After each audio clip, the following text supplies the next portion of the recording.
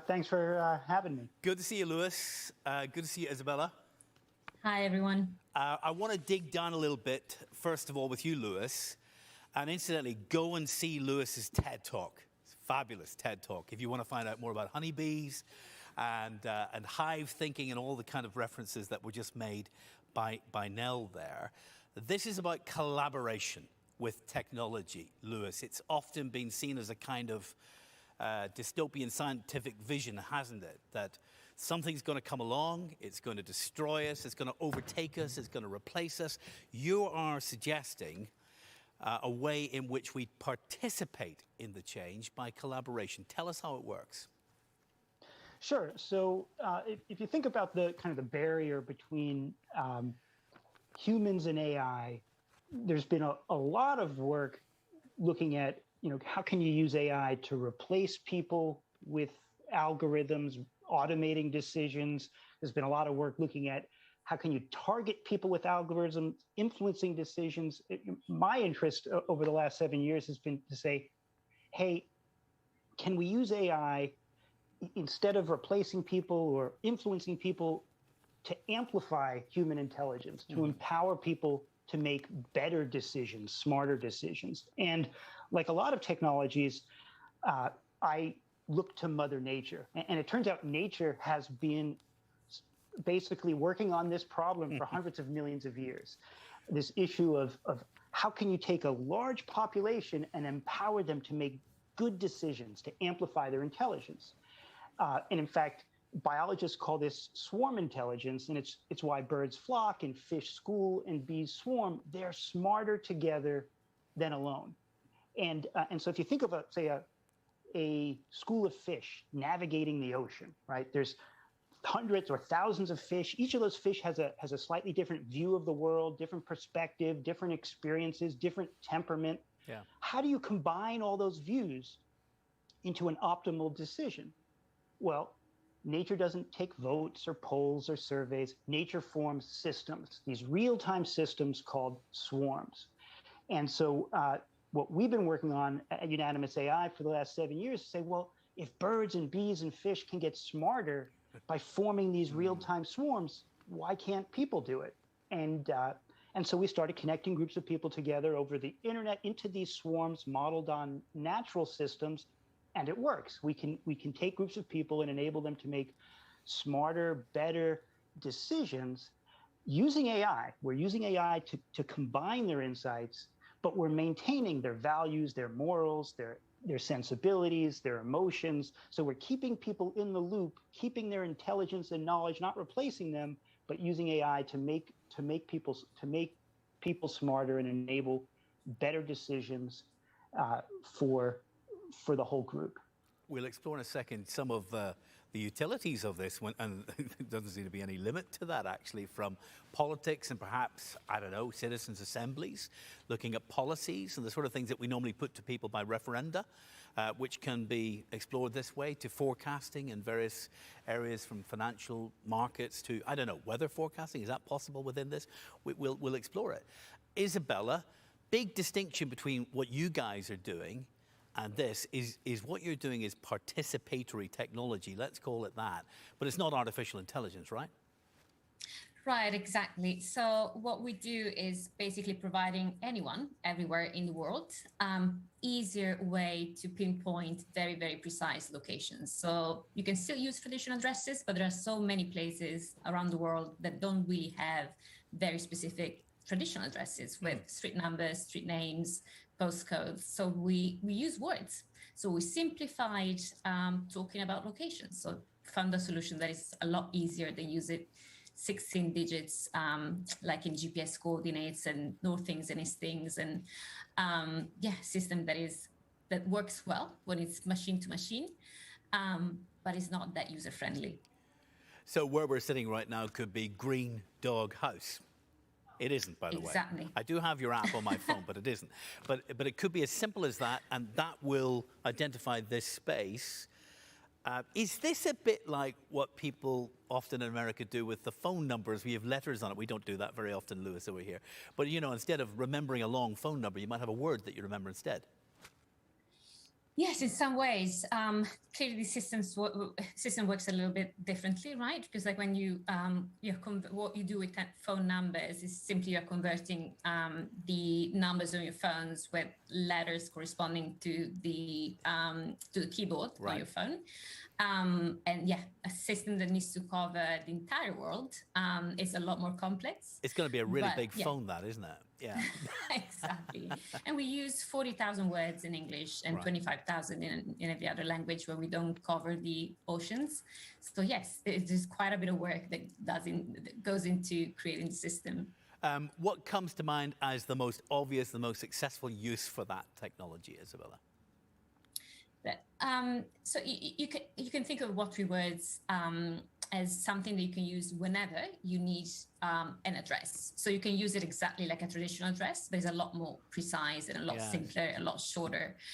Anywhere you need to locate people, locate things, or move people or move things.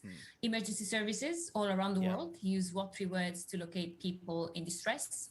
Whenever something happens to you, you have an accident or anything else you need to report, and you're somewhere, you don't even know where you are, right? Your car broke up in the middle of the highway, or you're somewhere where there are no landmarks and no clear street addresses.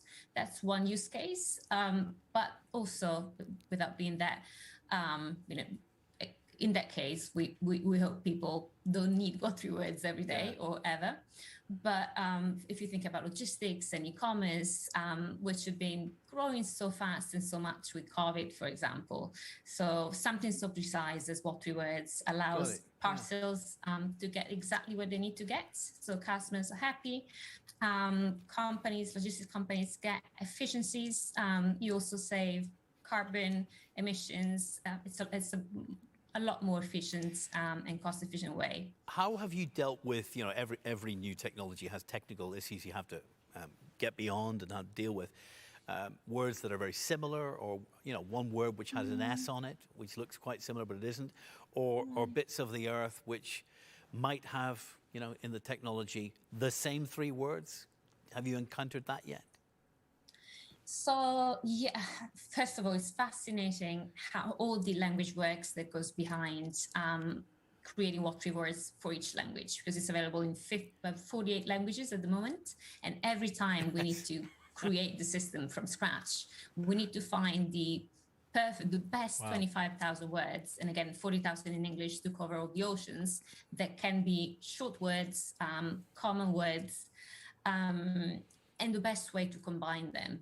So when we say that the words are random, it's really true. So if the word beach is by the seaside, that's completed by chance, but it's not, the algorithm is built in a way that is quite smart. So for example, to what you were saying, we eliminate all the words that are potentially offensive, sensitive culturally, but we also try to put combination of words that sound similar, and so they could be easily mistyped or misremembered quite far away. So when you're typing, we trigger a few suggestions, and it's really clear that one combination will be in Belfast, for example, and the other one might be in Australia or England. So you know exactly which one you meant. So that's absolutely one technical challenge that we had to face.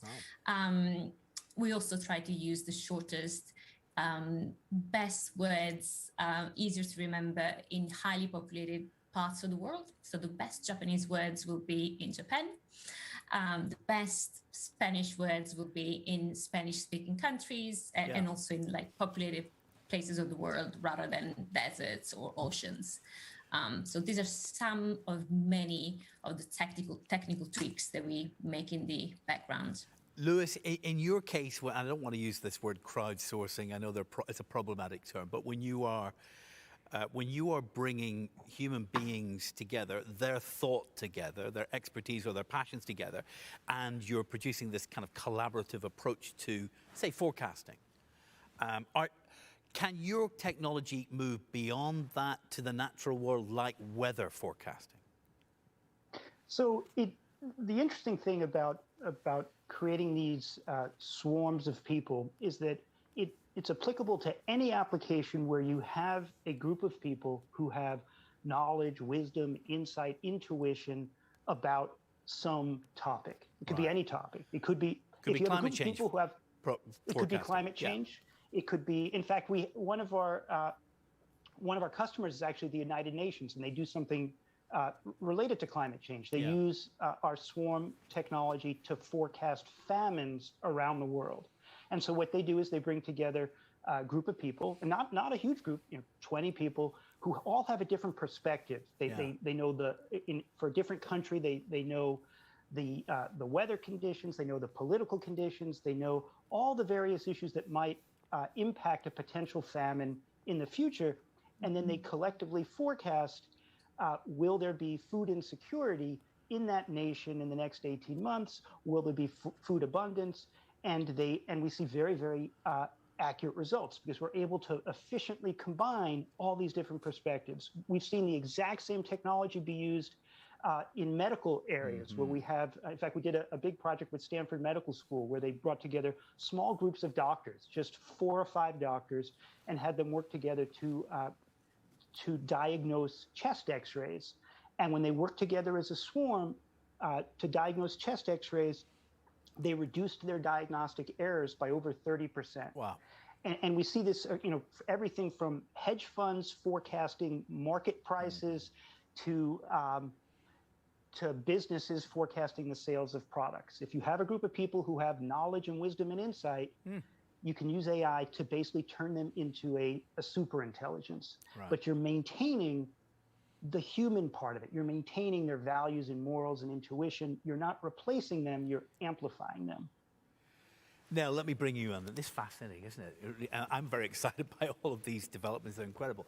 But with every new technology, there are ethical questions. You can develop the telephone. Some people can talk to family members in Australia. Others will, bomb threats through the phone. People will mess up new technology in all kind of ways. Do you see any immediate ethical questions arising from this kind of participatory technology?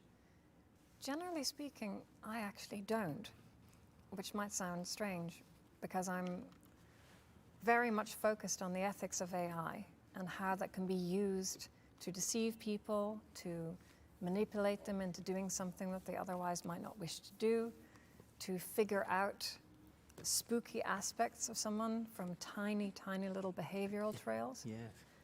But actually, these technologies are ways that we can protect against those kinds of excesses because they enable greater transparency. They enable more people to have their collective wisdom put in the pot. There's more opportunities to spot things that may be going wrong. And there's more opportunities to help to secure different parts of the world. And all of this means that what in philosophical terms you might describe as the epistemic crisis of our times, living in the post-truth world, these technologies are helping to deal with that problem and helping us to move past it. And I think that's really special. In terms of utilities, though, I mean, whether you see this as a problem or I don't know, but I would have thought, in your case, Lewis, war strategy could find a use for this kind of technology, couldn't it, in the development of planned operations and strategies? And in your case, Isabella, of course, military strikes, that kind of thing, that's always a possibility in terms of the use for this technology. Lewis, are you concerned about any of that possible use for it?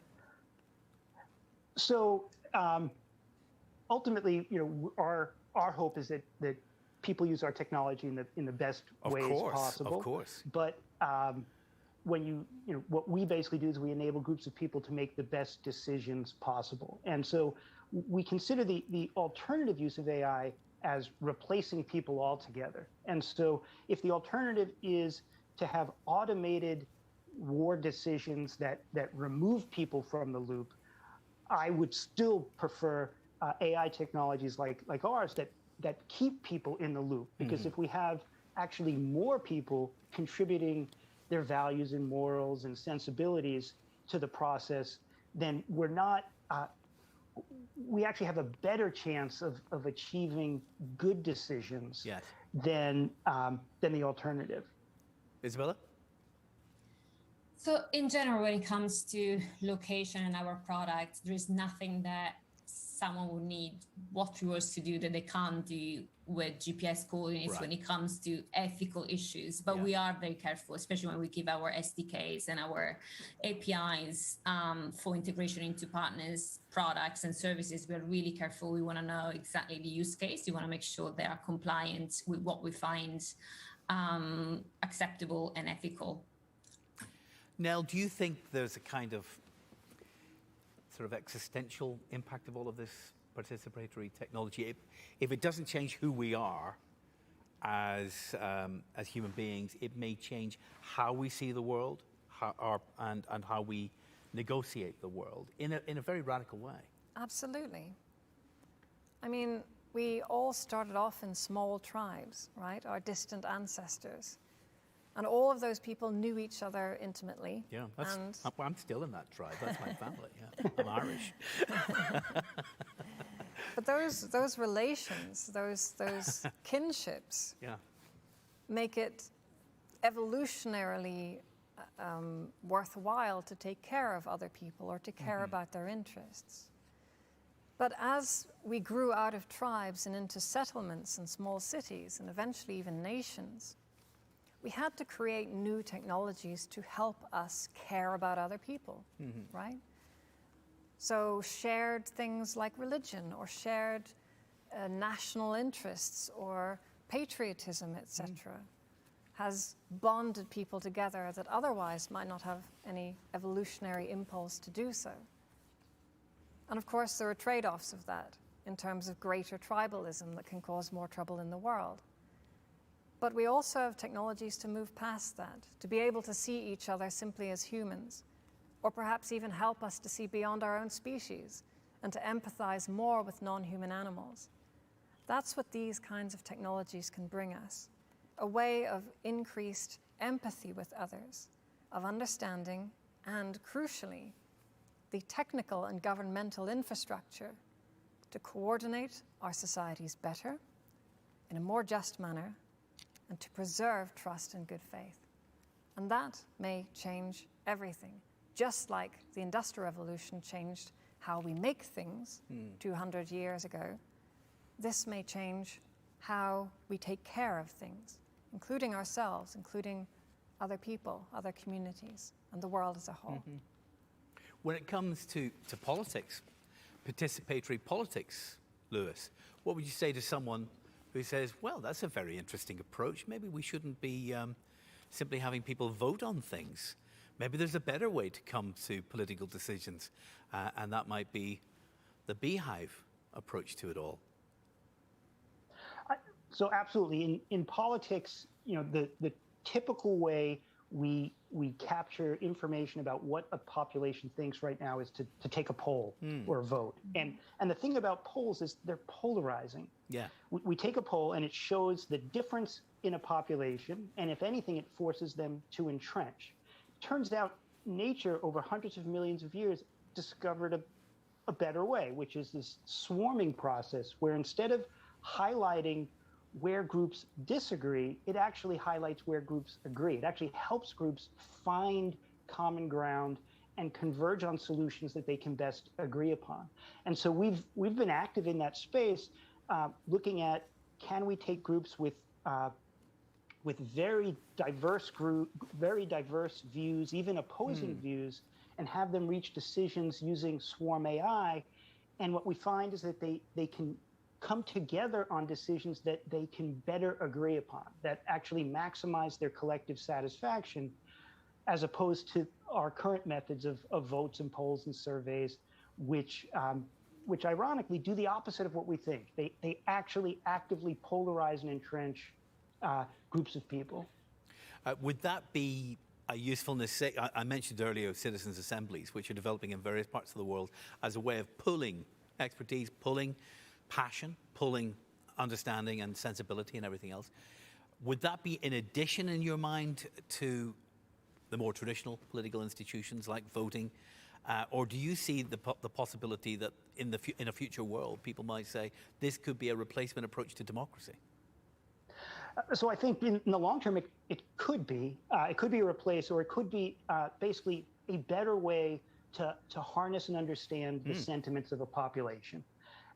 That said, as initial steps, enabling groups of people to come together and converge on, their priorities, their political priorities, it has two big benefits. One, it finds the solutions that the group can best agree upon, and two, it enables people to get empathy for the opposing views.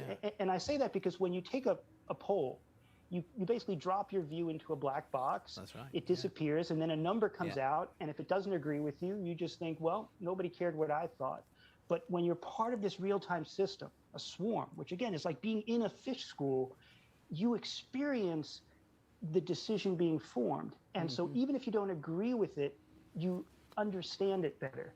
And we see groups not just landing on a decision that they can better agree upon, but having more buy-in to that decision. And I guess the closest we have in the more traditional democracy institutions would be proportional representation, as opposed to first past the post, where you may not get your first pick, but the person who wins has the most support across the general population. Any concerns about all of this in terms of political ethics? No. I think that these tools can help us to make better decisions overall, and to help us also to find non-zero-sum outcomes, right? Conquest is all about, taking over something else and extracting value or taking control in a forceful or coercive manner. But really, those are not sustainable ways of moving the world forward. Sustainable ways of moving the world forward involve cooperation, involve trade, involve making everybody else a little bit better off through a transaction. And that's what these technologies can help us to find. They can help us to observe solutions that maybe have been under our nose, but we haven't noticed them before. But by collecting the wisdom of people all around the world, of all of these experts that you can consult upon, and you don't just get one opinion, you get the gestalt, the combination of all of their opinions together, that can move the world. Isabella, let's come back to what you guys are doing, because I'm really taken by the uniqueness of the three-word system that you've come up with, in different languages, obviously. And that means if I know your three words, where you're seated right now, if I know these three words, I can identify where you are right now, uniquely in the world. Exactly. And that you could have three words in Chinese, you could have three words in French, three words in English. Would it be possible with your technology to come up with a kind of private language approach to those three words, whereby only the members of my family and will know what those three words link to? Can it be made that unique to one group? In other words, we can actually build secrecy into it as well, which is not the original ambition, of course, quite the opposite, where we can build that into it. Right. I don't As think you can tell, I'm a very because- sneaky thinker. Yeah, no, I like your thinking, but no, I don't think you can do that, because anyone using our app on our website can check any 3x3 meter square in the world and see exactly what the three words are. The three words are pre-assigned, unique, will never change. We'll keep the system the same for the languages that we already created. And so no, it's really not possible to create secrecy or private groups, or to change words, or to buy your own words. So it's it's a pretty democratic system. So everyone can check the three words of any location in the world. Will you have to have your app to be able to do that? You can use our app, you can use our website, or you can use products and services of other companies that integrate our systems, but mostly to check the three words of any place, you will need to use our app, free app or open website. And what would the benefit then of that be over, say, you mentioned GPS earlier, which of course, GPS and the military, or they're more likely to use that. What would be the benefit of what you're doing over that? So first of all, it's, if you ever try to tell one of your friends, meet me at 25 minus 25 point blah blah blah north degrees whatever. It's yeah, they will just think you're crazy. So it's a lot easier to use in human to human communication or human to machine communication. Right. That's the first thing. It's quite well, it's as precise as a 3x3 square, and it can be used by voice very, very easily. So right, exactly. If you're calling in and you need to be rescued, it's easier to do that and memorability. For example, simply memorability. Memorability. Also, if you are, and again, since it's available in 48 languages, you can use a through address of a place in Germany if you don't speak German, and use that in English, right? So rather, and you can enter the location in your Mercedes car, for example. So by voice. So you can say apple banana school rather than a very long and probably unpronounceable for me, at least like German address, to give you an example. And then just hope you remember the keys. Yeah. What's the next stage in all of this? I mean, it's fascinating what you've done so far, but can you share, I'm sure some of this you can't share, but can you share any thoughts on where it might go next, possible new developments on this platform? So I would say that our main next step right now is to make sure that the system is really known and used globally, and the advantages and benefits are available globally.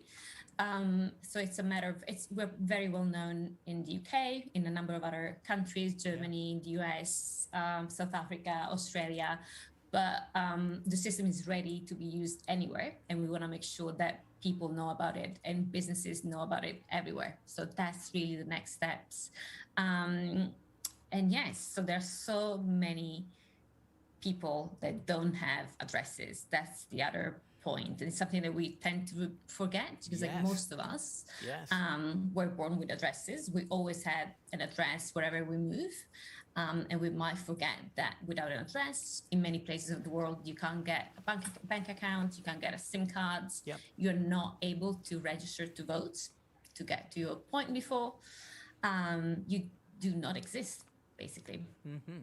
This is the point you were making, Nell, earlier about the sort of democratizing dimension of both technologies, but you see an example here, because there might be someone in a developing world context, for example, way far away from roads, far away from a lot of infrastructure, and now they have a way of, if they can communicate beyond it, of signaling where they are. Exactly.